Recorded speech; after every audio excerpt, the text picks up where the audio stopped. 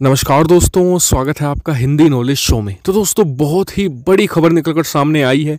खबर ये है कि चीन ने अमेरिका के खिलाफ फायर की हैं डोंगफेंग बैलिस्टिक मिसाइलें। बहुत बड़ी खबर है क्योंकि ये मिसाइलें कोई छोटी मोटी या फिर एरी गैरी मिसाइल नहीं है।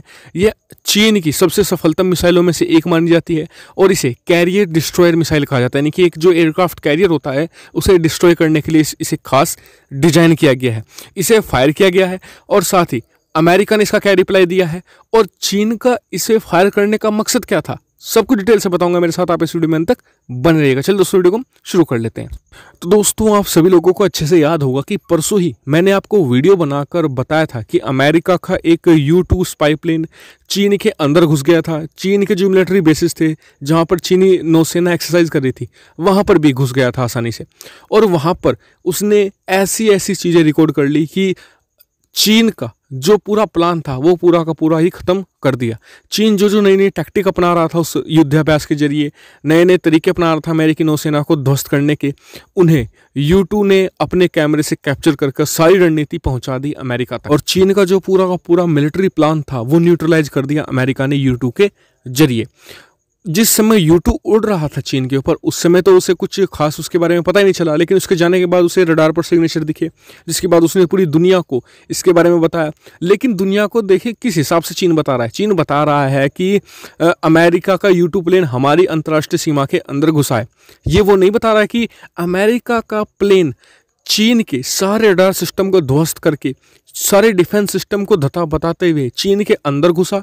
उसके जितने भी मिलिट्री एक्सरसाइज जहाँ पर हो रही थी, यहाँ पर उसके सारे जो शिप्स थे, एयरक्राफ्ट कैरियर थे, जो उसे डिटेक्ट नहीं कर पाए, उनके ऊपर भी तो रडार होते हैं, कोई भी उसे पता नहीं लगा पाया और वो आसानी से सारी जो जासूसी करके वापस भी सुरक्षित लौट गया। तो यानी कि चीन का एक बहुत बड़ा फेलियर भी था।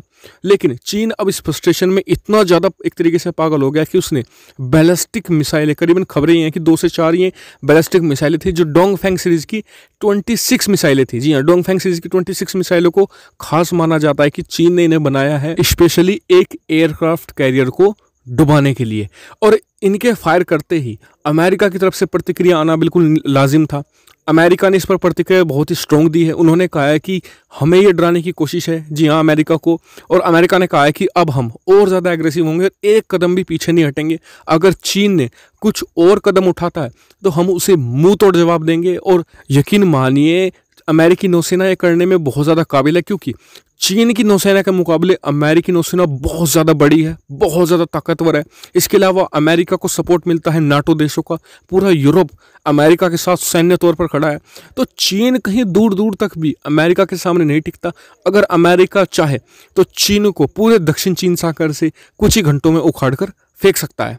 और रही बात कि चीन ने ये मिसाइलें फायर क्यों की है, तो इसका साफ मकसद है फेस सेविंग के लिए। क्योंकि ये खबरें चीन के अंदर भी जा चुकी थी कि अमेरिकी U-2 प्लेन चीन के ऊपर उड़ रहे हैं, तो चीन के लोगों के अंदर भी संदेह गया कि हमारी सेना कितनी कैपेबल है कि एक उनका 65 साल पुराना एयरक्राफ्ट चीन के अंदर जाकर घुसपैठ करता है, इसका पता नहीं लगा पाती चीनी सेना।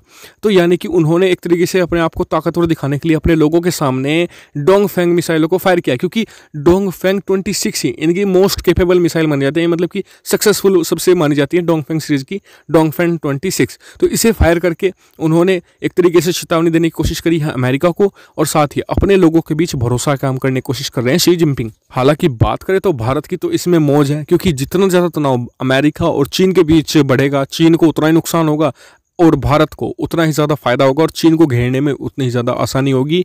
तो यानी कि ये भारत के लिए तो एक प्रॉफिट का सौदा है। तो अगर आप U-2 के बारे में भी ज़्यादा जानना चाहते हैं तो मैंने दूसरे चैनल हिंदी फैक्ट शो पर डिटेल में वीडियो बना दी है, जरूर देखिएगा। स्क्रीन पर आप उसका थंबनेल भी देख सकते हैं। तो आने वाले समय में ये एक बड़े युद्ध का रूप ले सकता है, खबरें तो यही हैं। जैसे इस पर मुझे कुछ और अपडेट मिलेगी मैं आपको सूचित कर दूंगा। बस आपको करना क्या है कि नीचे एक रेड कलर का सब्सक्राइब बटन दिख रहा होगा, उस पर बस क्लिक कर लीजिए, साथ ही बेल आइकन दबा लीजिए ताकि आप कोई भी वीडियो मिस ना कर पाएं। अब आ जाते हैं आज के क्विज पर। कल का मैंने आपसे सवाल पूछा था कि भारत ने कौन सी तारीख और कौन से सन को पाकिस्तान के 91,000 सैनिकों को सरेंडर करवाया था। सही जवाब स्क्रीन पर आप देख सकते हैं, सभी लोगों जिन्होंने सही सही जवाब दिए हैं। अब आ जाते हैं आज के सवाल पर। तो आज का सवाल है कि भारत की पहली परमाणु पनडुब्बी, उसका आपको नाम बताना है। तो फिलहाल इस वीडियो में इतना ही। वीडियो देखने के बाद धन्यवाद। चैनल को ऐसे ही सब्सक्राइब करते रहिए, वीडियो को शेयर भी कीजिए। Thank you very much for watching video.